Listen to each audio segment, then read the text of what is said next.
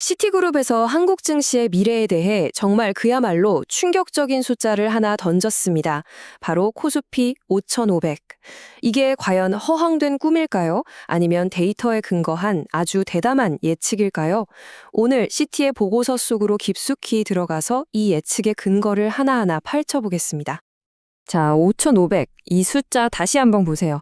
현재 지수에서 거의 2배 가까이 되는 정말 엄청난 숫자죠. 심지어 시티가 기존에 제시했던 목표치가 3,700이었는데 거기서도 어마어마하게 뛰어오른 겁니다. 시장 전체를 깜짝 놀라게 한 이 숫자, 도대체 무슨 비밀이 숨어 있는 걸까요? 지금부터 그 속을 한번 들여다보겠습니다. 그럼 여기서 당연히 이런 질문이 나오겠죠. 이 5,500이라는 숫자가 그냥 희망회로 돌리는 걸까요? 아니면 우리가 아직 보지 못한 데이터를 기반으로 한 아주 냉철한 현실 분석일까요? 자, 그래서 오늘 이 질문에 대한 답을 찾기 위해서요. ST가 제시한 근거들을 하나씩 따라가 볼 겁니다. 경제 상황부터 시작해서 AI 반도체, 그리고 좀 복잡한 딜 이야기까지요. 마지막엔 이게 정말 가능한 시나리오인지, 리스크는 없는지도 짚어볼게요. 시티가 내세운 첫 번째 근거는 바로 경제가 골디락스 상태가 될 거라는 겁니다. 모든 게 딱 좋은 그런 완벽한 환경, 성장을 위한 최적의 날씨가 펼쳐질 거라는 거죠. 골디락스 경제, 아마 들어보셨을 거예요. 동화에서 곰 3마리 집에 간 여자아이가 너무 뜨겁지도 너무 차갑지도 않은 수프를 고르잖아요. 딱 그거예요. 경제가 너무 과열돼서 물가가 치솟지도 않고 그렇다고 너무 차가워서 침체에 빠지지도 않는 정말 성장의 이상적인 상태를 말하는 거죠. 자, 그럼 시티가 예측한 구체적인 숫자를 한번 볼까요? 2026년 한국 경제 성장률은 2.2%. 이게 잠재 성장률보다 높은 거거든요. 근데 더 재밌는 건 이렇게 성장하는데도 물가 상승률은 1.8%로 안정될 거라는 거예요. 이게 왜 중요하냐면요. 성장은 잘 되는데 물가는 잡히니까 정부나 중앙은행이 굳이 금리를 올리거나 허리띠를 졸라맬 필요가 없어진다는 거죠. 오히려 경제를 더 밀어줄 수 있는 여유가 생긴다는 뜻입니다. 자, 이렇게 골디락스라는 완벽한 무대가 깔렸어요. 그럼 이제 이 무대 위에서 누가 주인공 역할을 할까요? 시티가 지목한 두 번째 핵심 동력, 바로 AI 반도체입니다. 시티가 얼마나 공격적으로 보이는지 이 그래프 하나면 바로 이해가 됩니다. SK 하이닉스 2026년 영업이익인데요. 시장의 평균적인 예상치는 한 55조 원 정도거든요. 근데 시티는요, 무려 81조 5천억 원을 예상하고 있어요. 다른 곳들보다 거의 40% 가까이 더 높게 보는 거죠. 와, 도대체 이런 자신감은 어디서 나오는 걸까요? 시티의 대답은 딱 한마디로 요약됩니다. 이번엔 다르다. 자, 이게 무슨 말이냐면요. 우리가 2000년대 초반에도 반도체 붐이 있었잖아요. 그때는 MP3 플레이어, 디지털 카메라 이런 특정 기기들이 잘 팔리면서 생겨난 수요였어요. 주로 낸드 메모리 중심이었죠. 근데 지금 AI는요, 그런 차원이 아니라는 거예요. 이건 그냥 새로운 기기가 아니라 전기나 인터넷처럼 모든 산업의 판도를 바꾸는 범용 기술이라는 거죠. 그래서 HBM 같은 고성능 D램은 물론이고 낸드까지 모든 분야에서 이전과는 비교도 안 될 만큼 광범위하고 구조적인 수요가 터져 나올 거라는 분석입니다. 자, 세 번째 퍼즐 조각으로 가볼까요? 아무리 좋은 경제 환경에 강력한 성장 엔진을 달았다고 해도 앞에 장애물이 있으면 달릴 수가 없잖아요. 시티는 바로 이 장애물들이 치워지고 있다고 보고 있습니다. 국제무역과 국내 정책, 이 두 가지 측면에서 말이죠. 이게 좀 복잡한데 자동차 관세를 잘 보셔야 돼요. 언뜻 보면 관세가 15%로 오르는 거 아니냐, 악재 아니냐 이렇게 생각하기 쉬운데요. 핵심은 그게 아닙니다. 원래는 언제 터질지 모르는 25%짜리 징벌적 관세라는 폭탄이 우리 머리 위에 있었던 거예요. 이걸 예측 가능한 15%라는 상한선으로 묶어버린 거죠. 그러니까 이건 관세 인상 문제가 아니라 언제 터질지 모르는 시한폭탄을 제거한 불확실성 해소로 봐야 한다는 게 시티의 분석입니다. 물론 세상에 공짜는 없죠. 이 안정성을 얻는 대가로 한국은 미국에 무려 3,500억 달러, 우리 돈으로 어마어마한 규모의 투자를 약속해야 했습니다. 그런데 이 투자 내용을 좀 자세히 뜯어보면 아주 재밌는 점이 있어요.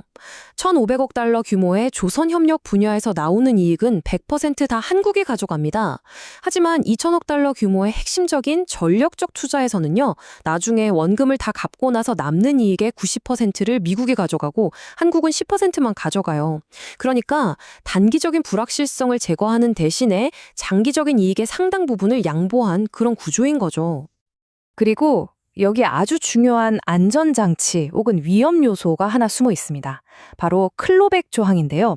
이게 뭐냐면 만약 한군이 약속한 투자를 제대로 이행하지 않으면 앞에서 말한 관세 혜택 같은 건 그냥 다 없던 일이 되는 거예요. 다시 높은 관세 폭탄을 맞을 수 있다는 거죠. 그러니까 혜택을 누리려면 반드시 의무를 다해야 하는 아주 빡빡한 계약인 셈입니다. 자, 이제 눈을 국내로 한번 돌려볼까요? 밖에서 무역 문제를 해결했다면 안에서는 우리 증시의 오랜 숙제죠. 이 코리아 디스카운트를 해소하기 위한 밸류업 프로그램이 추진되고 있습니다. 밸류업 프로그램에 정말 여러 가지 내용이 담겨 있지만 시티가 이건 정말 게임 체인저가 될 수 있다고 콕 집어서 말한 게 있습니다. 바로 자사주 의무 소각이에요. 이게 뭐냐면요. 회사가 자기 회사 주식을 사들이는 걸로 끝나는 게 아니라 아예 그 주식을 소각, 즉 없애버리도록 법으로 강제하는 겁니다.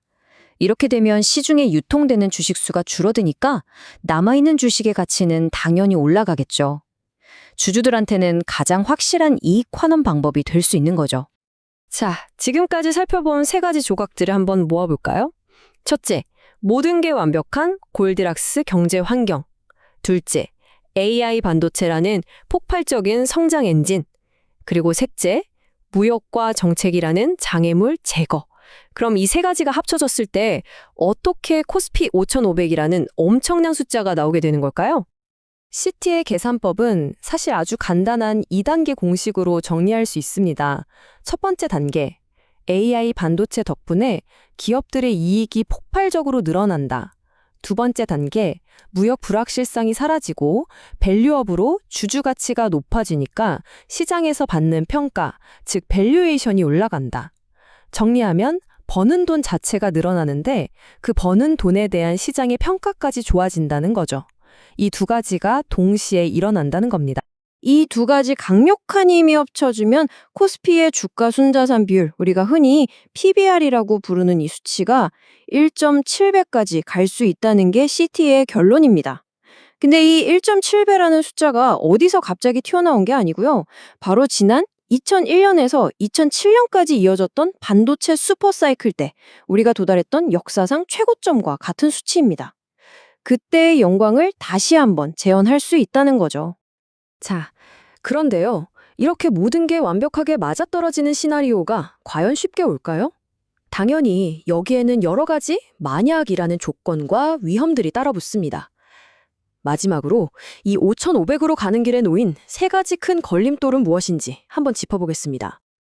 크게 세 가지를 생각해 볼 수 있습니다. 첫 번째, 아까 말했던 3,500억 달러 투자 약속. 만약 이걸 지키지 못하면 어떻게 될까요? 관세 혜택이 사라지고 모든 게 원점으로 돌아갈 수 있겠죠. 두 번째, 시티가 예측한 반도체 이익 전망, 이게 너무 장밋빛 아니냐는 거죠.